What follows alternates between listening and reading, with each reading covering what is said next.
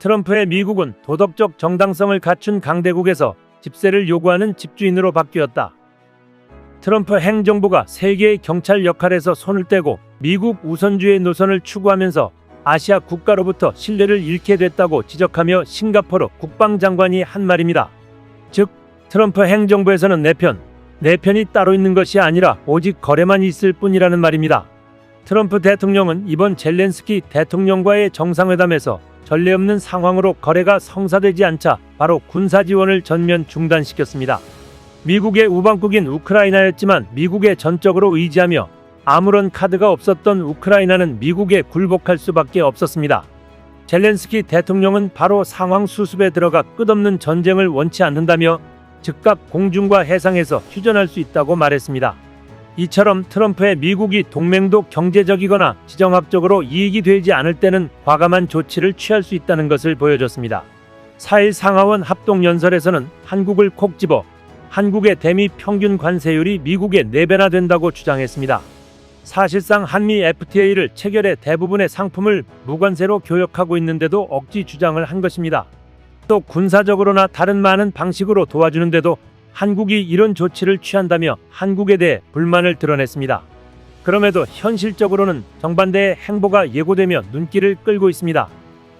이 내용들 좀 더 자세히 알아보겠습니다. 지난 19일 인디펜던트 싱가포르 등에 따르면 응행엔 싱가포르 국방부 장관은 16일 독일 미네난보 회의에서 진행한 연설에서 제2차 세계대전 이후 수립된 국제 정세 가정이 근본적으로 변화하고 있다고 말했습니다.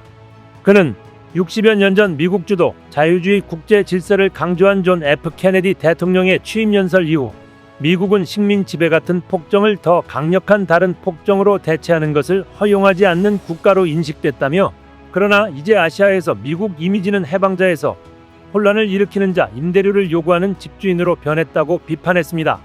응 장관의 발언은 트럼프 행정부가 우크라이나 러시아 종전 협상에서 유럽을 배제하고 조만간 러시아와 양자 회담을 시작하겠다고 밝힌 직후 나왔습니다. 이날 미넨 안보회의 참석자들은 미국이 우크라이나에 대한 지원을 축소해 러시아가 북대서양 조약기구 회원국을 침략할 여지를 줄 수 있다고 우려했습니다.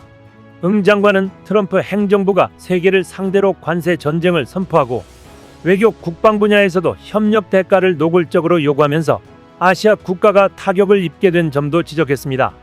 그는 현재 미국은 전방위적으로 새로운 관세를 부과하고 있다며, 무역과 안보는 동전의 양면인 만큼 무역 의존도가 변화하면서 안보 동맹도 변화할 것이라고 주장했습니다. 미국 영향력이 줄어든 틈을 중국이 파고들 경우 국제사회에서 중국의 입김이 더 강해질 수 있다는 전망도 이어졌습니다. 응 장관은 중국은 세계 태양광 제조 능력의 80%를 차지하고 전 세계 전기차 절반 이상이 중국에서 생산된다며, 앞으로 미국과 중국 간 이분법이 세계 무역과 안보에 압력을 가할 것이라고 말했습니다. 응 장관은 미국이 글로벌 공공재를 보호하는 역할에서 물러난다면 어떤 국가나 지역이 그 역할을 대신할 수 있으며 어떤 저항에 직면할 것인가라는 묵직한 질문을 던지며 연설을 마무리했습니다. 이런 가운데 트럼프 대통령은 4일 의회 상하원 합동연설에서 우리 정부는 알래스카주의 세계 최대 규모의 천연가스 LNG 파이프라인을 건설하는 프로젝트를 진행하고 있다며, 일본, 한국을 비롯한 다른 나라들이 파트너가 되기를 희망하고 있고 그 나라들이 수조 달러를 투자할 예정이라고 했습니다. 트럼프는 정말 장관이 될 것이라며 이번 주 핵심 광물 히토류의 미국 내 생산을 극적으로 확대하는 역사적 조치를 취할 것이라고 했습니다. 이어 트럼프는 또 수많은 나라들이 우리가 부과하는 관세보다 더 많은 관세를 미국에 부과하고 있다며, 한국을 콕 집어 한국의 대미 평균 관세율이 미국의 4배나 된다고 주장했습니다. 또 생각해봐라, 4배나 높다. 우리는 한국에 군사적으로 많은 도움을 주고 있는데 우방이나 적국할 것 없이 이런 일이 벌어지고 있다며, 이런 시스템은 미국에 공정하지 않다고 했습니다.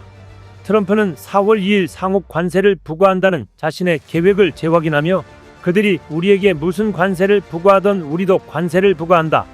이건 상호주의적인 것이다라고 했습니다. 트럼프가 어떤 근거로 한국이 더 높은 관세를 부과하고 있다고 주장한지는 확실하지 않지만, 한국은 미국과 자유무역 협정을 체결해 대부분 상품을 무관세로 교역하고 있습니다. 이는 트럼프 대통령이 관세나 다름없다고 주장하는 한국의 부가가치세를 염두에 둔 것일 가능성도 있지만 한국과의 무역 관계가 기울어진 운동장이라는 인식을 갖고 있는 것은 분명해 보입니다. 향후 한미 간 협상 과정에서 미국 측은 관세 등 경제 이슈와 함께 주한미군 감축 여부와 방위비 분담금 대폭 증액 등을 제기할 가능성도 거론됩니다. 주한미군 감축은 우리도 원하던 바이기에 갈 테면 가라는 입장에서 대응해야 할 것입니다. 방위비 분담금 증액에 대해서는 한국에 무상으로 주둔하고 있는 주둔비를 받는 것으로 타결을 모색해야 할 것입니다. 트럼프 대통령이 이날 한국과 일본의 향후 알래스카 천연가스 파이프라인 개발 참여에 대해 거론하고 백악관에 조선 관련 조직을 신설하는 한편 이 분야의 세제 혜택을 제공하겠다고 밝힌 대목은 한국 입장에서 대미 관계를 풀어가는데 긍정적 요소로 볼 여지가 있습니다. 알래스카산 천연가스 도입 또는 개발 참여는 한미 간 무역 불균형 완화에 도움이 될 수 있습니다. 또 미중 전략 경쟁에서 결정적 의미를 갖는 조선 분야의 협력은 한국의 강세 영역에서 한미 안보 및 경제 협력의 중요성을 부각할 수 있다는 기대가 나옵니다.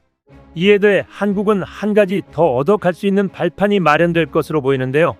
엘브리지 콜비 미국 국방부 정책차관 후보자는 현지 시간 4일 한국에 대한 전시 작전 통제권 전환 문제와 관련 외교 정책에 대한 도널드 트럼프 대통령의 비전에는 한국과 같이 유능하고 의욕적인 동맹국에 힘을 실어주는 것이 포함된다라고 말했습니다. 콜비 후보자는 이날 상원 군사위원회에 제출한 서면 답변서에서 한국에 대한 전시 작전권 이양이 조건 기반으로 돼야 한다고 보느냐는 질문에 이 민감한 문제는 신중하게 검토해야 할 필요가 있다. 그러나 전반적으로 저는 한미 동맹에서 한국의 역할을 강화하는 노력을 지지한다면서 이같이 밝혔습니다.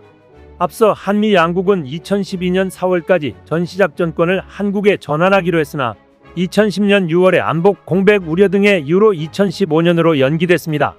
이후 양국은 2014년 한미 연합방위를 주도할 수 있는 한국군의 핵심 군사 능력 확보 등 세 가지 조건의 기초의 전시 작전권을 전환하기로 했습니다. 콜비 후보자는 지난해 5월 인터뷰에서도 난 전시작전 통제권 전환에 찬성한다라면서 한국군이 더 자율적으로 독자적으로 작전할수록 좋다고 생각한다. 전작권 전환은 가능한 한 일은 시기에 이루어져야 한다고 말한 바 있습니다.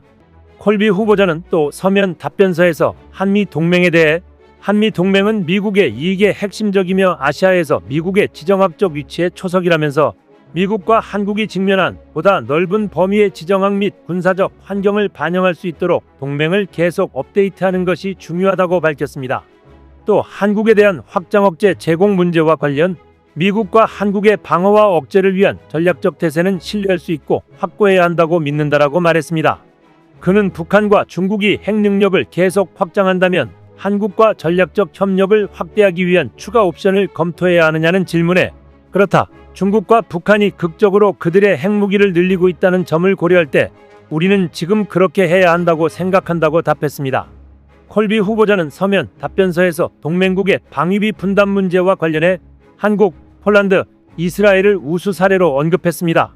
그는 북한에 대해서는 북한은 핵과 미사일 프로그램을 진전시키고 있다라면서 북한은 여러 레벨에서 한국의 심각한 직접적인 군사적 위협을 초래하고 있으며 미국, 일본 및 기타 동맹국의 핵, 미사일, 비전통적 위협을 가하고 있다고 밝혔습니다.